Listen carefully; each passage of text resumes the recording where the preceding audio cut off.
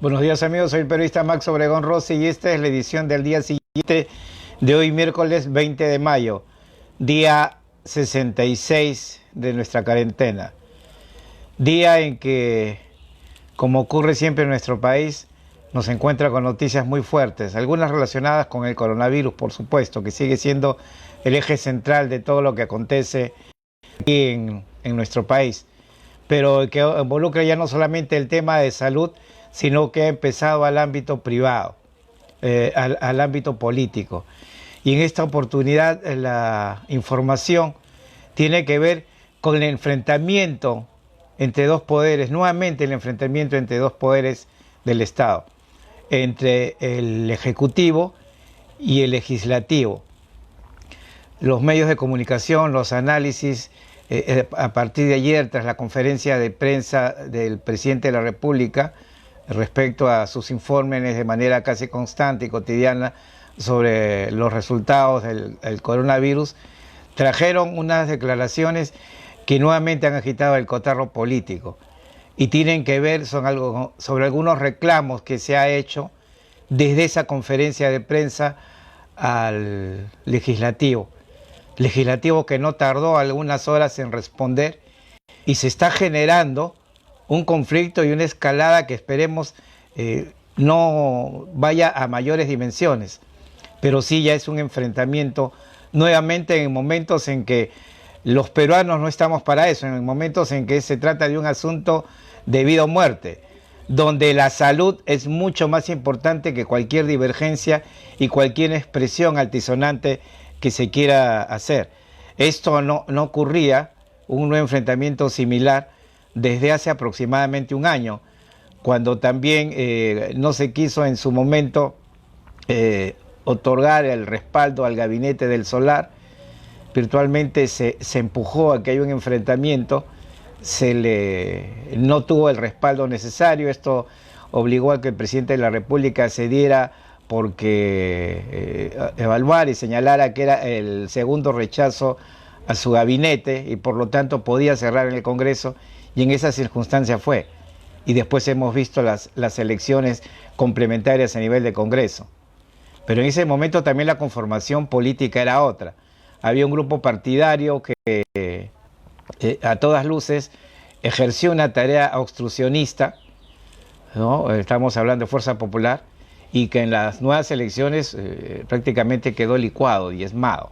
No tenía esa amplia mayoría que le otorgaba actuar de manera arrogante en el Congreso.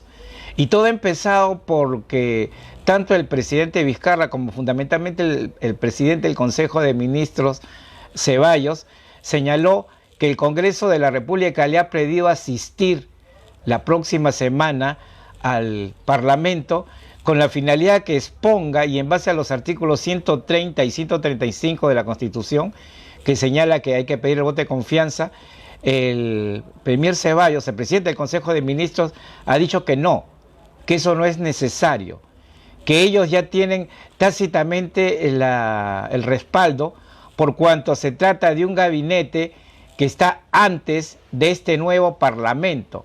Entonces, por lo tanto, no requiere, ha dicho textualmente, el actual gabinete es preexistente al nuevo Parlamento y por lo tanto su gabinete de ministros no requeriría del voto de investidura de este Congreso. Constitucionalistas, no solamente políticos, han dicho que es una pésima interpretación, porque este gabinete debe rendir cuentas de todos los actos de gobierno que se realizaron mientras no hubo Congreso de la República. Vuelvo a recordar, el Congreso se cerró, hubo una comisión permanente, el presidente de la República tuvo que juramentar a Ceballos y a los nuevos integrantes, inclusive en un espacio cerrado de Palacio de Gobierno y no como lo ha hecho siempre en el patio de la Casa de Pizarro ante el público, porque era un momento muy difícil. Juramentó el nuevo gabinete, el gabinete Ceballos, y de acuerdo a la Constitución, el artículo 135 señala textualmente que el presidente del Consejo de Ministros tiene que entregar informes. Dice, reunido el nuevo Congreso puede censurar al Consejo de Ministros o negarle la cuestión de confianza después de que el presidente haya expuesto ante el Congreso los actos del Poder Ejecutivo durante el interregno parlamentario, durante este receso. Hasta hace unas semanas, y ahí están las declaraciones, los videos, los recortes y todos los archivos correspondientes, el propio presidente del Consejo de Ministros, Ceballos, había dicho que estaba coordinando con el presidente del Congreso para ver cuándo se presentaban, con la finalidad de hacer la exposición de este nuevo gabinete y solicitar el voto de confianza. Y ahora el gabinete le envió una carta señalando fecha para la siguiente semana, para que además decida el gabinete qué fecha le conviene más para hacer la presentación. Y lo que ha salido ayer en plena conferencia de prensa diaria, o ahora interdiaria, que hace el presidente de la República, es decir, no necesitamos el voto de confianza. En realidad no sabemos por qué ha hecho esa expresión, pero esto ocasionó que el propio Merino de Lama responda de inmediato y diga que Vicente Ceballos no cuenta todavía con el voto de confianza del Parlamento. Dijo: rechazo todas las declaraciones emitidas por el Poder Ejecutivo y pido cumplir con las obligaciones constitucionales presentándose ante el Pleno al pedir el voto de investidura. Y además agregó: en ese sentido es necesario que el pueblo sepa que el gabinete Ceballos no cuenta con voto de confianza ni de este Congreso ni del anterior. El anterior se cerró entre una comisión permanente y Ceballos siguió trabajando. Se eligieron a las nuevas autoridades y hay un presidente del Congreso, les guste o no les guste, y como tal hay que cumplir la Constitución. Ha sido muy duro después en la respuesta, por supuesto, el presidente del otro poder, el Poder Legislativo, y ha dicho: esta presentación se hace con no se va a hacer con la presencia de los 130 congresistas, como también se informó erróneamente. Se dijo que en estos momentos de pandemia es una irresponsabilidad del Congreso citar a todos los congresistas para que vaya al gabinete en pleno. Y ha aclarado también el presidente del Congreso: no es cierto, no van a estar los 130, solamente va a estar la mesa directiva y los voceros. Y usted va a estar, los demás van a seguir haciéndolo como lo hicimos anteriormente de manera virtual. No es cierto que se le haya citado a esto. Y ha dicho que además aprovechó la ocasión para decir que el gobierno está fracasando y con esto quiere ocultar sus errores respecto a la pandemia, a cómo está enfrentando la pandemia. Dice: los peruanos somos conscientes que el gobierno del señor Vizcarra está fracasando en esta pandemia. Los errores cometidos por el gobierno no deberían ser maquillados cargando alguna responsabilidad al nuevo Congreso. Y muy duro también ha sido la respuesta del presidente del Congreso, por supuesto haciendo respetar sus fueros. Quieren buscar una confrontación como el año pasado, ha subrayado. Los peruanos no podemos consentir pasar esta pandemia y que estén cometiendo error tras error, y que se pretende entrar en un proceso de confrontación como sucedió el año pasado. Este es un Congreso diferente. Y por supuesto que fue diferente porque las elecciones y los resultados de las elecciones señalaron una composición totalmente distinta, con grupos más o menos equilibrados, donde no había una presencia mayoritaria como con el Congreso que se cerró. ¿Y por qué empiezan estas confrontaciones? Y ayer ha habido de verdad un nerviosismo fuera de control, primero a través de las más altas autoridades. Estas controversias salen a relucir cuando se ha enfatizado que el Congreso salieron ayer el premier Vizcarra, el presidente del Consejo de Ministros, y el presidente de la República a decir que el Congreso les ha negado facultades para legislar y liberar internos en penales. Ha dicho que el Congreso envió un proyecto de ley, pero el Ejecutivo envió un proyecto de ley, el Congreso no se los aprobó, y lo que están haciendo es empezar a entorpecer. No se puede congestionar las cárceles, y entonces por lo tanto ha dicho que van a solicitar facultades al gobierno. De hecho, aquí no hay que lavarse las manos, dijo en su momento el presidente Vizcarra ayer, mucho antes que fuera respondido también de manera fuerte por el presidente del Consejo de Ministros. Valgan verdades es importante que sepan todos ustedes que el presidente Vizcarra, el gabinete de Vizcarra, ya tenía facultades para legislar en este tema. Recordemos que el 27 de marzo el propio Congreso de la República aprobó la ley 31011. ¿Por qué? Al iniciarse la emergencia sanitaria y este problema de la pandemia, el Ejecutivo pidió facultades al Congreso de la República para legislar. Y el Congreso de inmediato, sin mayor observación, le dio facultades para legislar en estos temas. Y paso a recordar algunos temas que ya ha tenido facultades el gobierno y ha sacado además una serie de decretos, disposiciones. Se le dio facultades para temas de salud, política fiscal y tributaria, trabajo y promoción del empleo, en educación y también en prevención y protección a personas vulnerables. Dentro de esta prevención y protección a personas vulnerables se le dio para legislar en temas de pobreza, los sectores más pobres, para legislar para adultos mayores, se le dio para legislar para personas con discapacidad, se le dio para legislar con pueblos indígenas y también se le dio para legislar para aquellas personas que estaban en centros penitenciarios. Ya se les dio, eso ya se les dio el 27 de marzo con la ley 3101. Y como en el tema exclusivamente de establecimientos penitenciarios, recordemos, por favor recordar y bajar los decibeles, porque se está haciendo innecesariamente una confrontación sobre algo que no está legislado. ¿Y qué es lo que hizo en base a estas facultades que le dio el Congreso el 27 de marzo mediante la ley 31011? El Ejecutivo, en el tema de centros penitenciarios, recordemos, emitió un decreto supremo y estableció una serie de beneficios en el caso de indultos presidenciales. Y ahí se determinó que iban a salir las madres que tienen a hijos menores con ellos en las cárceles, que iban a salir las mujeres en estado de gestación, que iban a salir aquellas personas que tuvieran condenas efectivas o que ya están por vencerse en los próximos 6 meses. Iban a salir además a quienes tienen una pena de carcelería no menor a 4 años y que son mayores de 60 años. Todo esto salió en un decreto supremo y entonces desde ahí el presidente de la República ha venido otorgando indultos también para liberar y despenalizar los establecimientos carcelarios. Se dijo, y esto ocurrió hace casi un mes cuando salió el decreto supremo, se dijo que iban a salir con esto más o menos unas 3.000 personas. Se iba a deshacinar las cárceles en 3.000 personas menos. ¿Y saben cuántas han salido en apenas un mes? Con las justas 1.000. Habiendo el propio Ejecutivo sacado su decreto supremo. O sea, ni ellos han cumplido, porque tenemos, por supuesto, un Ministerio de Justicia deficiente y peor, un jefe de la INPE totalmente ineficiente que no sabemos cómo permanece ahí. O sea, no han podido ni siquiera ellos cumplir.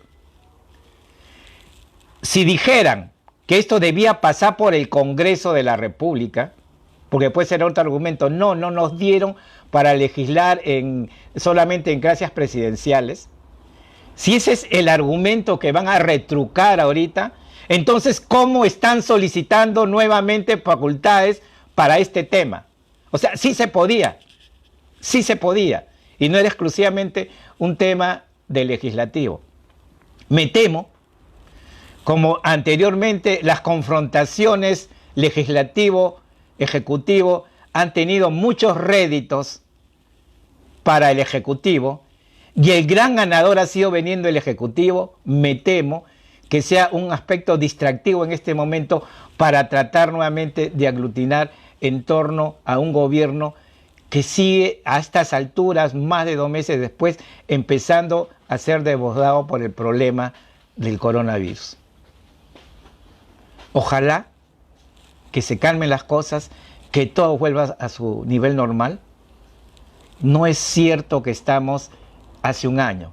Este es un nuevo Congreso, un Congreso prácticamente dividido entre 5 agrupaciones. Ninguna tiene mayoría, está obligada a concertar. No es el anterior Congreso de Fuerza Popular, donde se imponía una mayoría en el legislativo y trataba de arrinconar al legislativo. No estamos en ese momento. Y si algunos asesores políticos, empezando por el presidente del Consejo de Ministros, cree que esta es la mejor manera nuevamente de aglutinar a la sociedad, me temo que esta receta ya cansó. Me temo que no va a ocurrir y lo que vamos a asistir es a un enfrentamiento innecesario. El presidente de la República sigue con sus conferencias que por lo general y ya en las últimas 2 o 3 semanas son reiterativas. Evidentemente, y para quienes tenemos algo de experiencia en esto de comunicar, existe un desgaste, se está redundando en el mensaje, se dan recomendaciones que hasta el hartazgo las vemos: distanciamiento social, no caminar y qué sé yo. La gente creo que ya tomó conciencia, el resto los que no lo acatan es simplemente gente insensata, porque fíjense, por ejemplo, se habló de que los chicos pudieran salir y fueron los propios padres de familia, determinaron: no, yo a mis hijos no les permito salir, no les permito salir. Y el mismo día que empezaba esto, el gobierno tuvo que sacar una relación de distritos en los que se recomienda no sacar, porque estamos, distritos y regiones, se recomienda no sacar porque todavía existe un contagio. El mismo padre de familia, el que está decidiendo. O sea, el mensaje ya está en la conciencia. El tema de sus inconscientes es otra cosa que no los va a cambiar nadie. Pero el tema de conciencia ya está. Y entonces se minimizan los errores, no se hablan de las marchas y contramarchas. Ahora se ha dicho de que va a haber control en medicinas, que va a salir, que tiene que venderse genéricamente, que la fiscalización tiene que hacerse, y qué sé yo, y que todos los enfermos van a acceder a las medicinas. Ese es el nuevo mensaje de ayer. Que se cumpla, así como dice: cero corrupción, no vamos a tolerar, que se cumpla. Es fácil ahorita empezar a dar mensajes que se cumplan y que se vean. Entonces, estas conferencias en el día ya 65, de verdad hastían y son monólogos de 2 horas, 2 horas y cuarto, en algunos casos ha sido hasta de 3 horas. Pero de revelar la verdad, nada. De decir cómo estamos, nada. Presidente Vizcarra, usted que encarna a la nación y al país, usted dijo que esta no es una carrera corta, usted dijo que estamos en una maratón. Vamos a tomar sus palabras. ¿Nos podría decir en qué kilómetro de la maratón estamos? La maratón son 42 kilómetros, estamos en el 5, en el 10, 15, 20, vamos a tener que llegar. Dígalo y no se siga distrayendo con la información.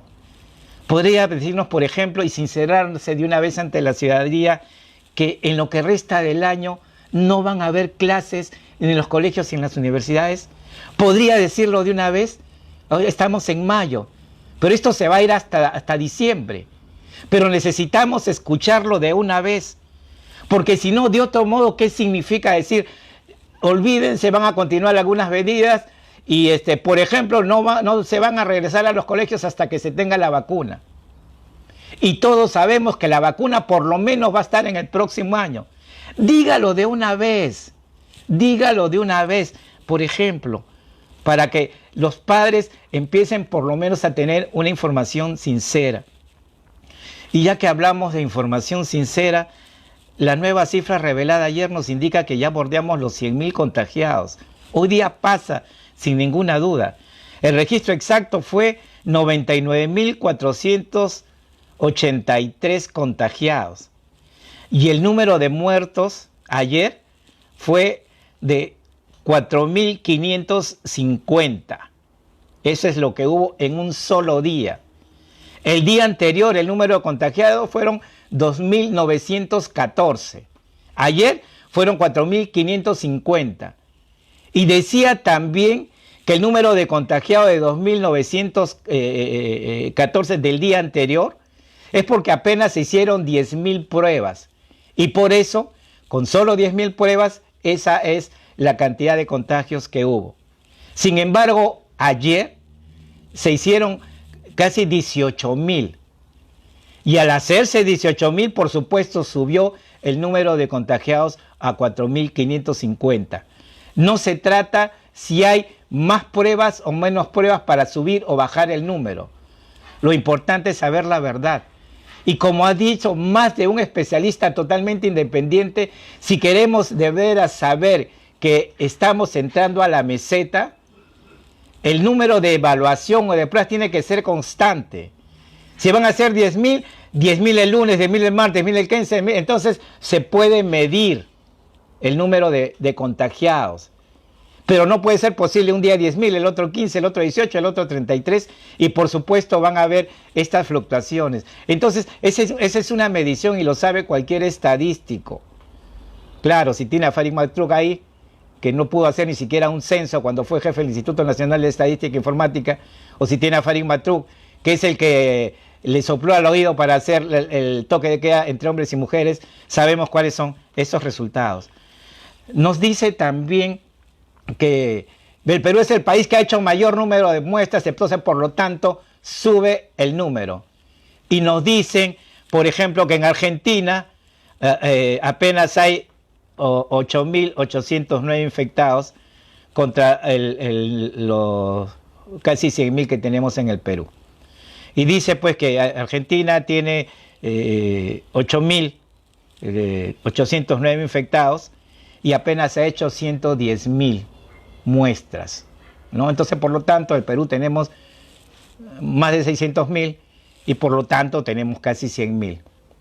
Vamos a tomar ese argumento, que Argentina ha hecho 110.000 muestras y arroja 8.809.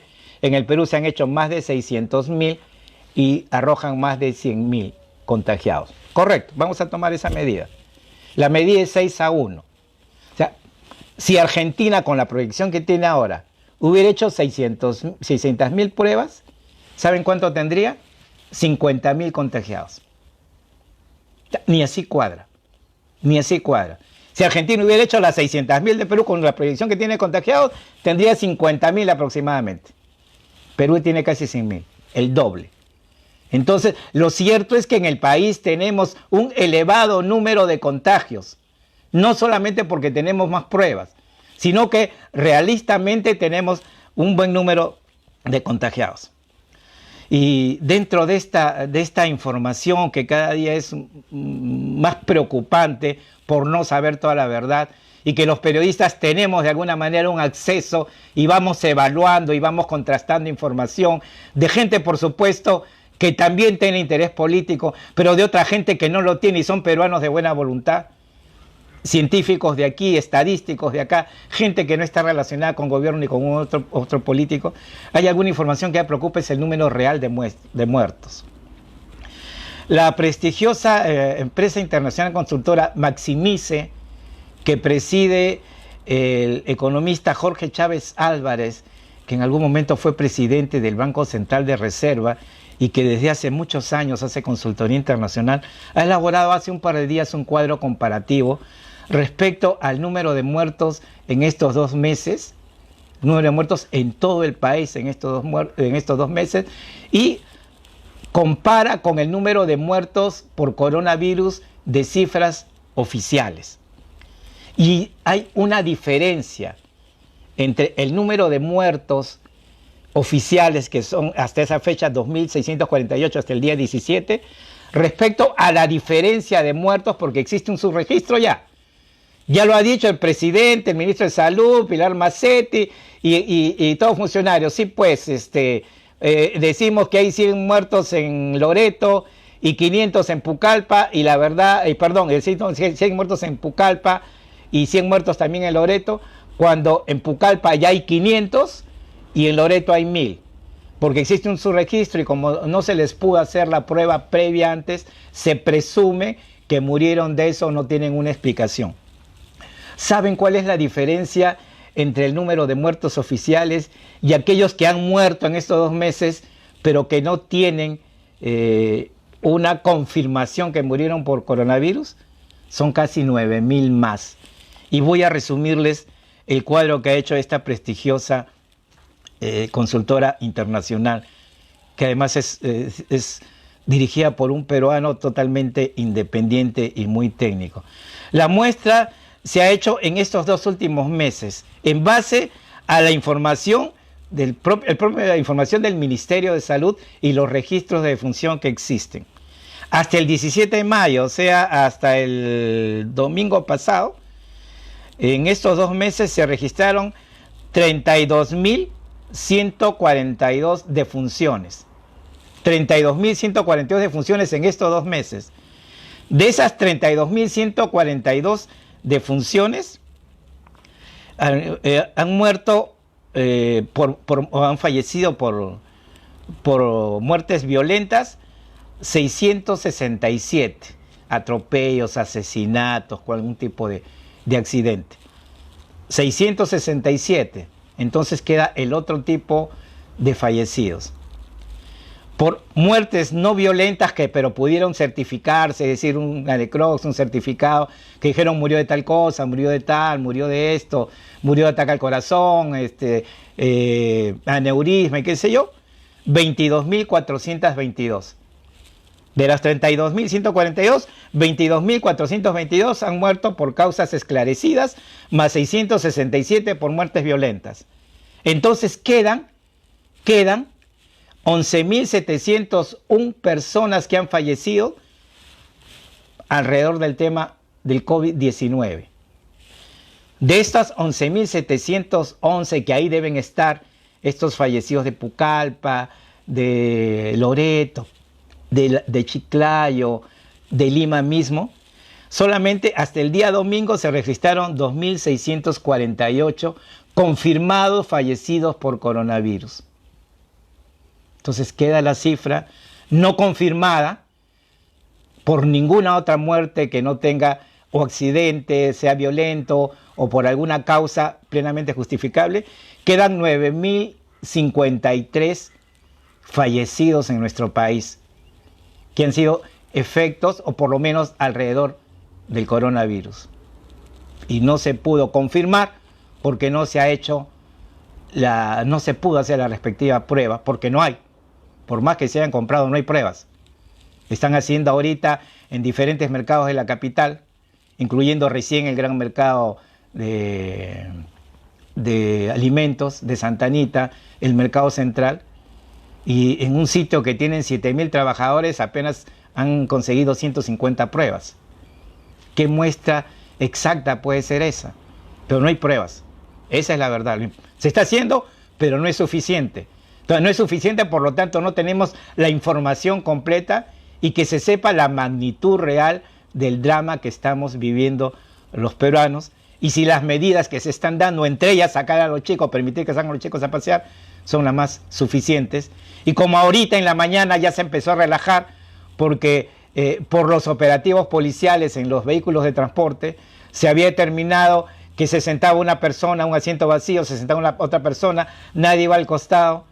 Ya se relajó esta mañana, porque como la gente tiene que llegar, gente que protesta y una serie de cosas también dentro de las exigencias que hacen muchos ciudadanos, ya están permitiendo que se asienten de a 2. ¿Por qué? Porque no hay carros o porque no hay manera de controlar. Se está relajando también. Eso puede ser probablemente otro foco de contagio, porque al igual que los mercados, los vehículos de transporte son grandes focos de contagio. Entonces, esto es lo que está ocurriendo. Esta es la verdad, esto es lo que simplemente exigimos nosotros como periodistas.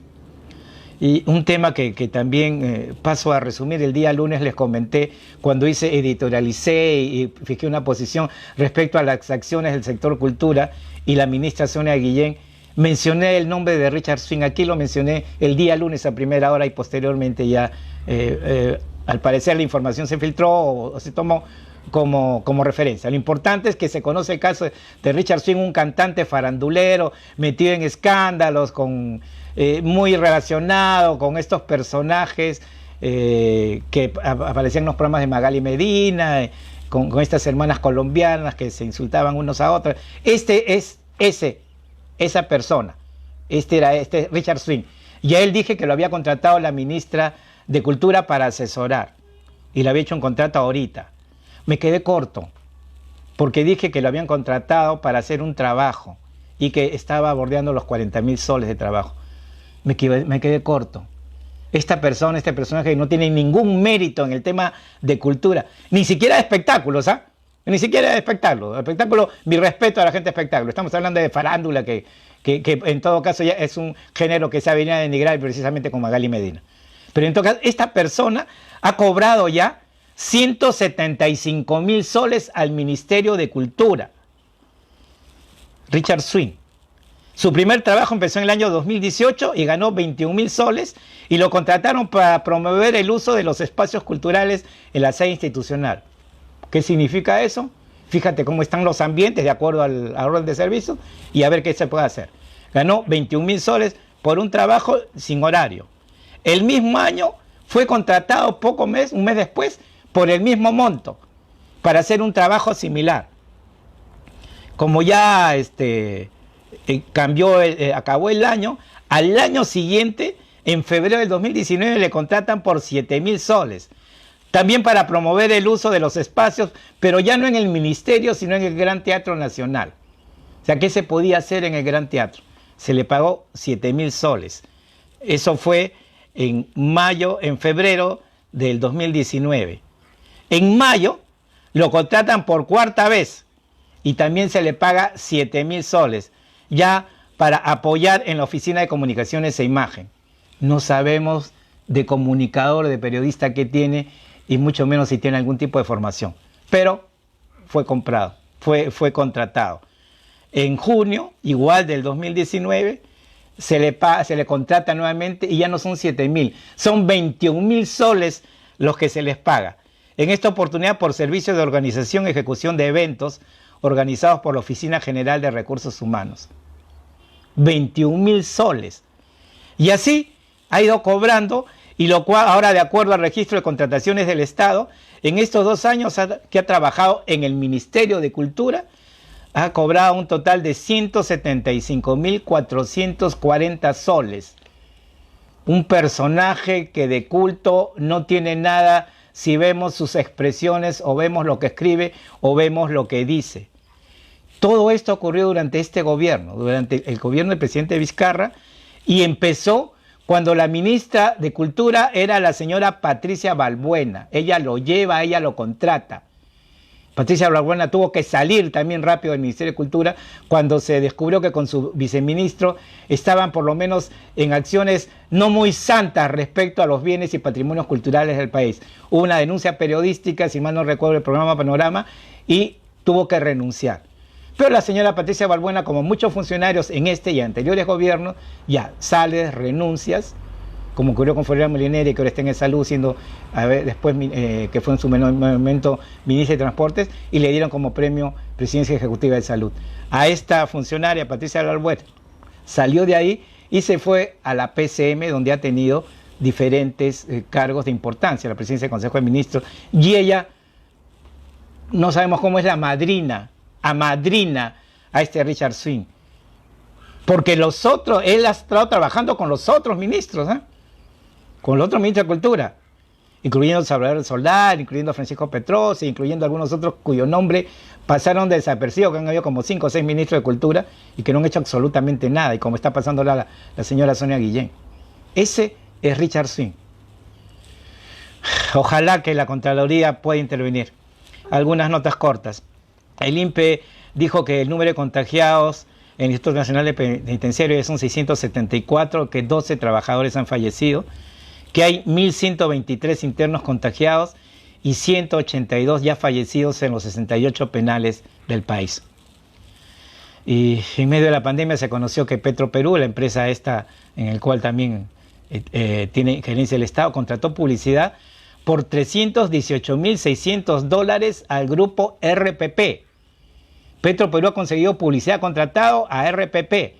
Le ha contratado y le ha pagado por los avisos que se van a transmitir en las elecciones en las eliminatorias de la selección de fútbol. 318.000, ya se los dieron, ya pagaron.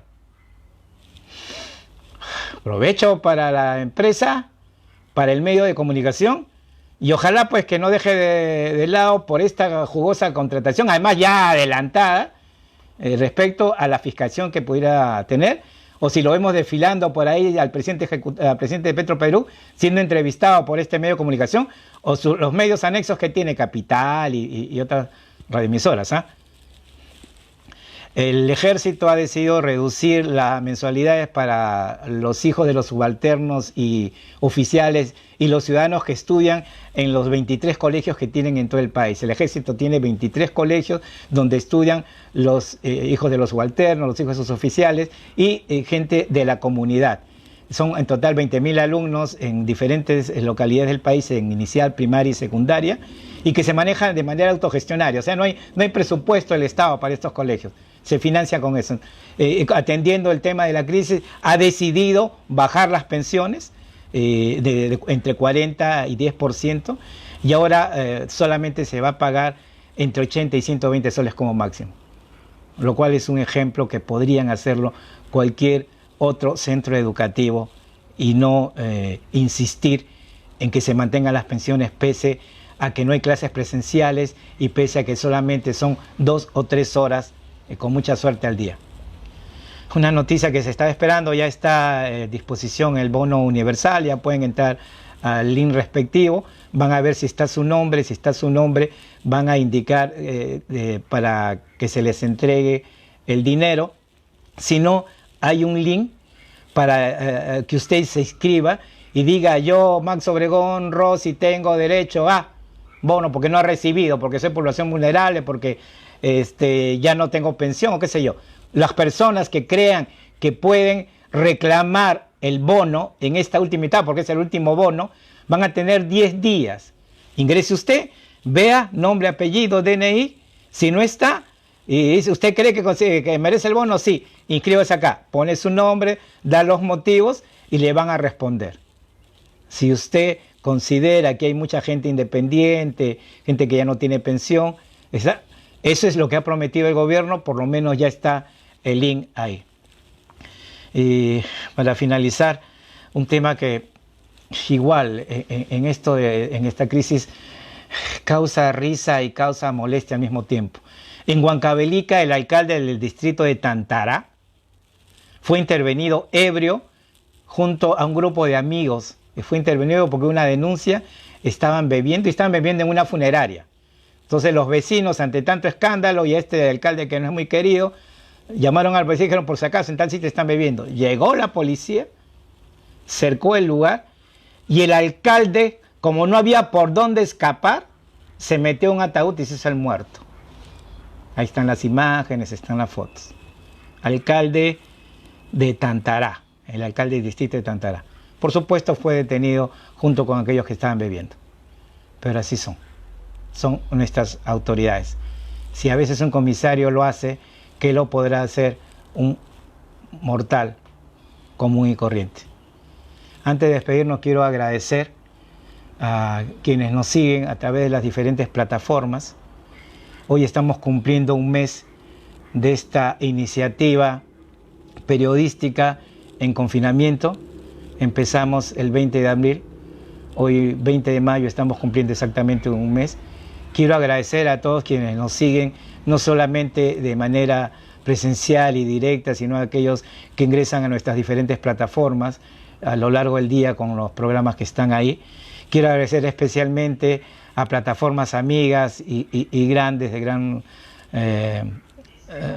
que pueden replicar esto, como Digital TV Perú, un importante portal, nojodas.p de nuestro amigo Javier Ramos, diferentes estaciones radiales y televisoras amigas que tenemos en Piura, Ancash, Ayacucho, Huancavelica, Tacna, Cajamarca y Cerro de Pasco. Simplemente es el esfuerzo de un periodista que mantiene su independencia y que cree que hay temas que no se tratan con la profundidad, pero también importantes, que debemos conocer los peruanos. Les agradezco. Soy Max Obregón Rossi. Esto fue una edición más. Nos vemos mañana al día siguiente.